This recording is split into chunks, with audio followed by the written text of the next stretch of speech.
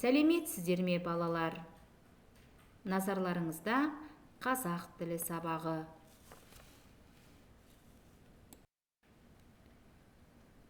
Сабағымызды бастамас бұрын мына сұрақтарға жауап беріп көрейікші. Балалар, суреттен не көріп тұрсыздар? Суретке қарап не айтар едіңіздер? Бағалау критерийі.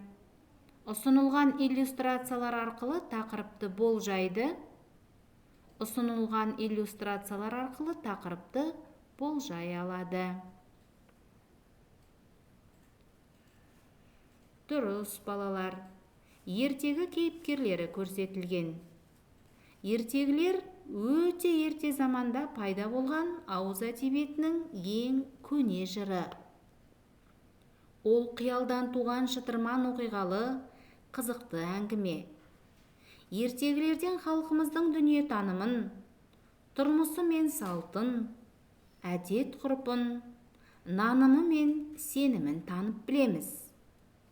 Ертегілер тақырыбы мен мазмұнына байланысты қиял-ғажайып ертегілер, шыншыл ертегілер, хайуанаттар жайлы ертегілер болып үшке бөлінеді.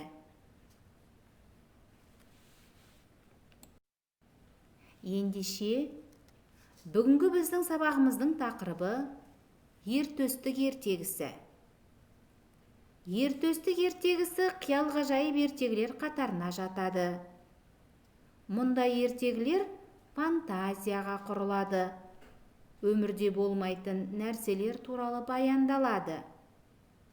Кейіпкерлері қиялдан туған жалмауыз, жезтырнақ, мыстан кемпір, желаяқ, алып дәу және олармен күресетін батырлар болып келеді. Қиял-ғажайып ертегілер адамның арманы мен қиялын танытады. Қиял-ғажайып ертегілерге Керқұла атты Кендебай, Алтын Сақа және ертөстік ертегісі жатады. Ертөстік ертегісіндегі төстік арманына жету жолында кездескен барлық кедергіні ақылмен, достарының көмегімен жеңіп отырады. Сабағымыздың мақсаты тірек сөздер мен ұсынылған иллюстрациялар арқылы тақырыпты болжау, мәтіндегі орфографиялық қателерді сөздіктерге сүйене отырып түзету және редакциялау. Балалар, мәтінге назар аударайық. Ертөстік ертегісі. Екеуі жүріп кетеді. Тағы елсізбен келе жатса, жолдарында бір адам көрінеді. Неғып жүрген адам деп байқаса, киіктерді матап жүрген адам екен. Екі аяғына байлап алған қазандай екі қара тасы бар. Сол тастармен де қашқан киіктерді құтқармайды. «О, неғып жүрген адамсың?» деп екеуі қасына жетіп келеді. Жердің үстіндегі төстік жердің астына түсті деп естіп, соған жолдас болайын деп, жолын тосып жүрген адаммын, дейді кісі. Төстікке жолдас боларлықтай қандай өнерің бар еді, дейді төстік. Мен аяғыма шаң жұқпас жүйрікпін. Ұшқан құс, жүгірген аңның менен құтылатыны жоқ. Киіктерді қуғанда өз екпініммен ағып өтіп, ұстай алмайтын болған соң, аяғыма қазандай қара тас байлап алып қуамын. Сонда екпінім басылыңқырап, киіктерден ағып өтіп кетпей, дәл жетіп ұстаймын. Желаяқ деген мен боламын, дейді кісі. Жарайды, сол іздеген төстігің мен боламын, дейді төстік. Бірінші тапсырма.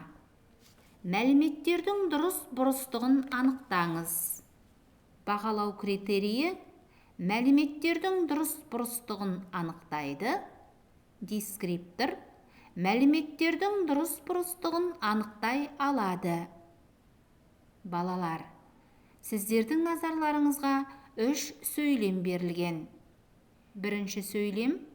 Желаяқ киіктерді екі аяғына қазандай қаратас байлап алып қуады. Дұрыс па, бұрыс па? Жердің үстіндегі төстік жердің астына түсті деп естіп, соған жолдас болайын деп, жолын тосып жүрген адаммын, дейді желаяқ. Дұрыс па, бұрыс па? Үшінші сөйлем. Желаяқ төстікке жолдас болған жоқ. Дұрыс па, бұрыс па?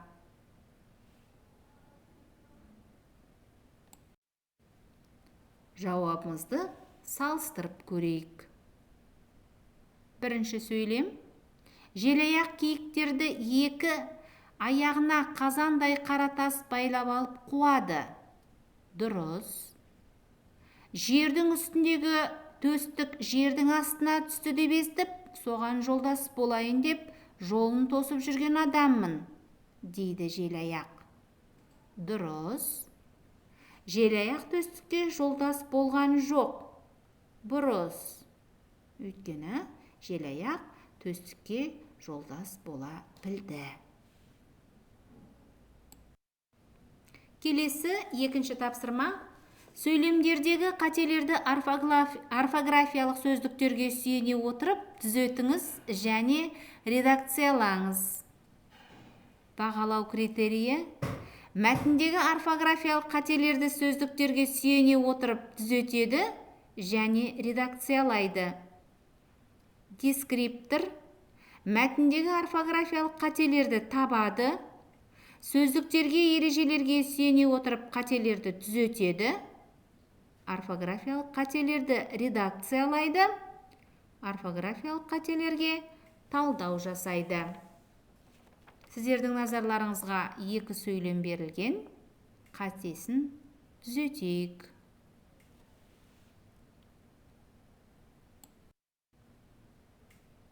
Дұрыс жауабымен салыстырып көрейік енді.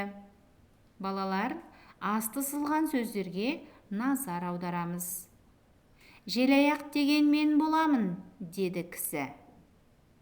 Желаяқ сөзі екі түбірдің бірігуі арқылы жасалған біріккен сөз болғандықтан бірге жазылады. Жарайды, сол іздеген төстігің мен боламын, дейді төстік. Бірінші асты сызылған сөз төстігің.